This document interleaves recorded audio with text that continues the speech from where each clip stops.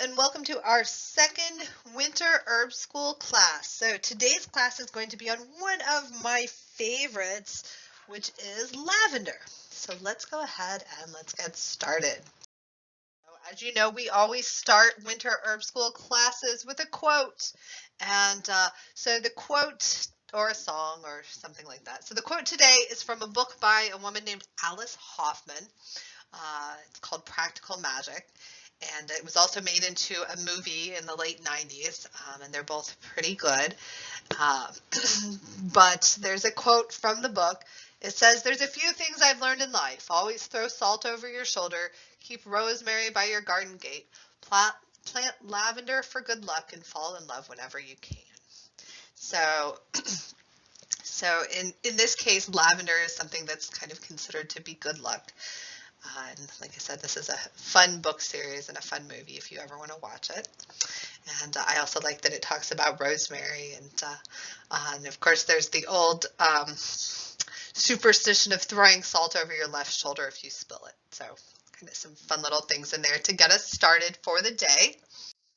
So let's talk about lavender. So the botanical name for lavender is Lavandula angustifolia.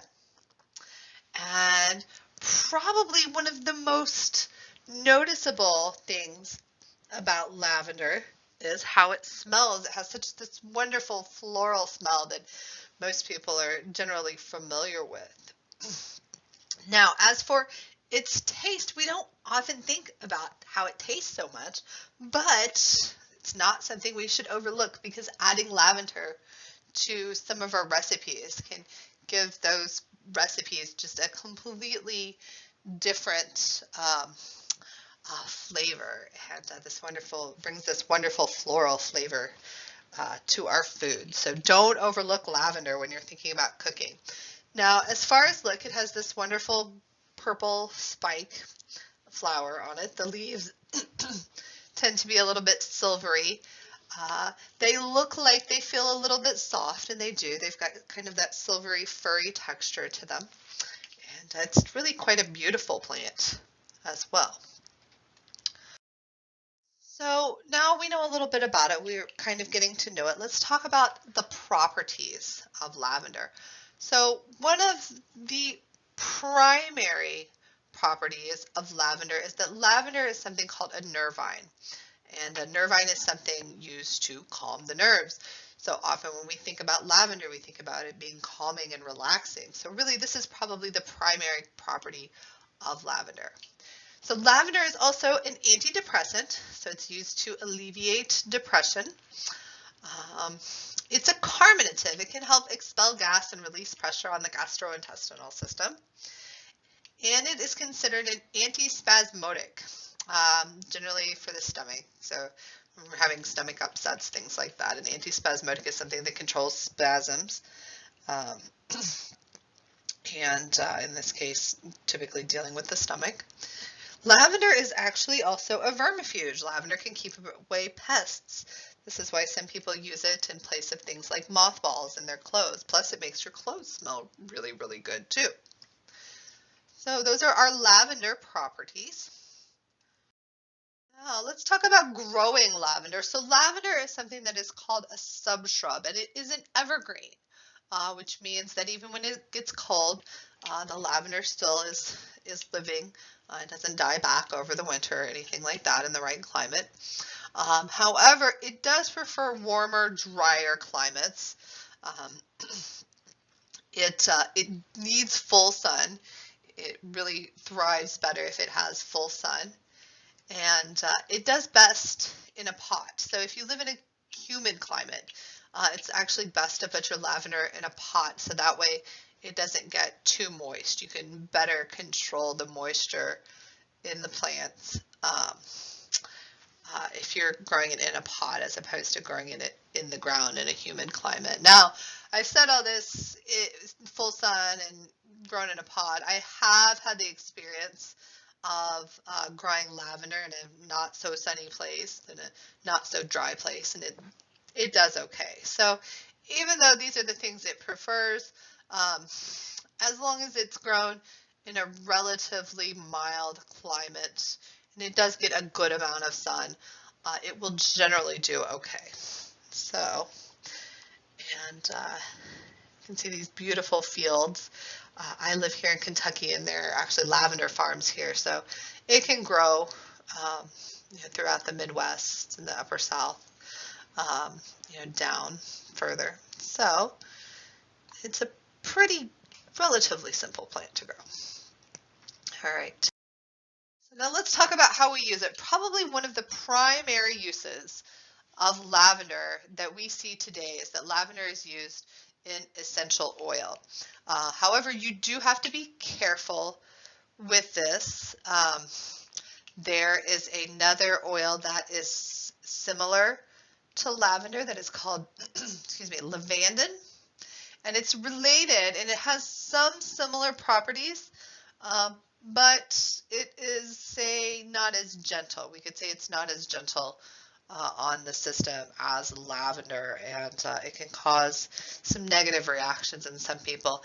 And because it smells similar to lavender, sometimes lavender essential oil is cut with it. So you do want to make sure when you are buying lavender essential oil that it is pure lavender, lavandula angustifolia oil. So that's something to kind of watch. And in some essential oils, you really do have to watch. If you're buying something that's inexpensive, some lavender oil I don't think is even lavender. I got a bottle of lavender oil, said it was lavender oil, one time with a diffuser that I bought. It just came along with it. And honestly, it didn't smell like any lavender oil that I've ever smelled. I didn't use it. I kind of keep it around to use as an example of what not to buy. So you do have to watch it. Make sure that when you're buying essential oils, you're buying them from a reputable source. Another way we see lavender used is in soaps and in bath salts. Lavender bath salts, we often see these included in gift sets during Christmas time. So that's kind of one reason why we talk about lavender during the winter, because it's often found in things that are given as gifts.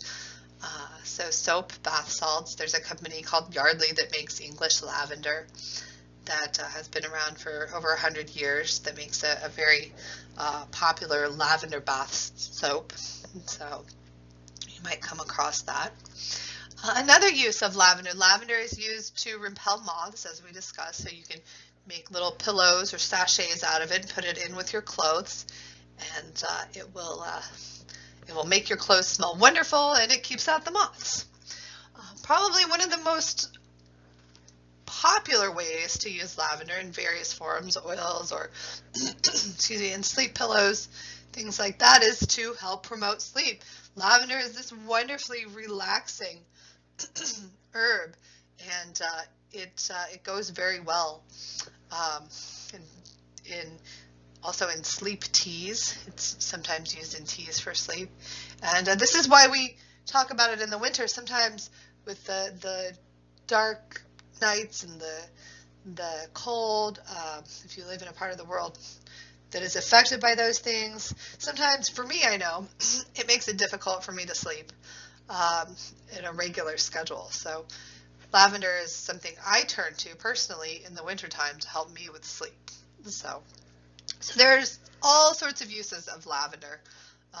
It's such a wonderful herb to use in the wintertime. So, all right, so let's talk about some ways that we can use it, some recipes and things we can do. So this is, I know it's winter, but I want you to keep this one in mind. And it could be good in the winter too. But lavender lemonade is probably one of my favorite ways to use lavender. It gives this wonderful extra dimension to your lemonade that is just delicious.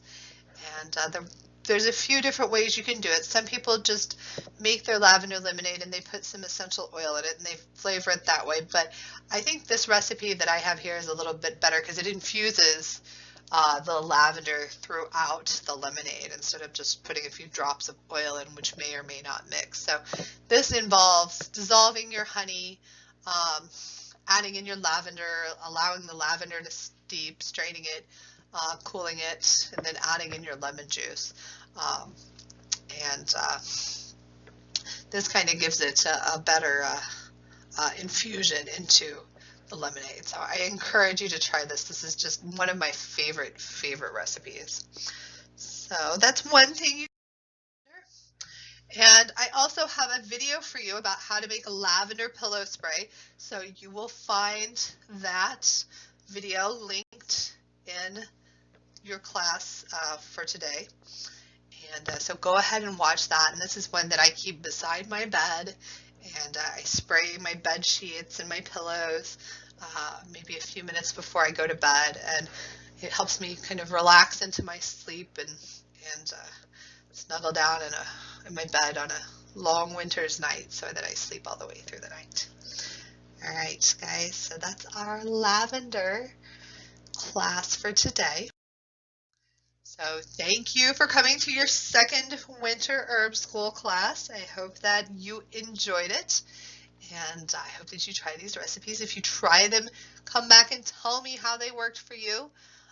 If you do your drawing, post it to our classroom, and I look forward to seeing you all next week. Thanks. Bye-bye.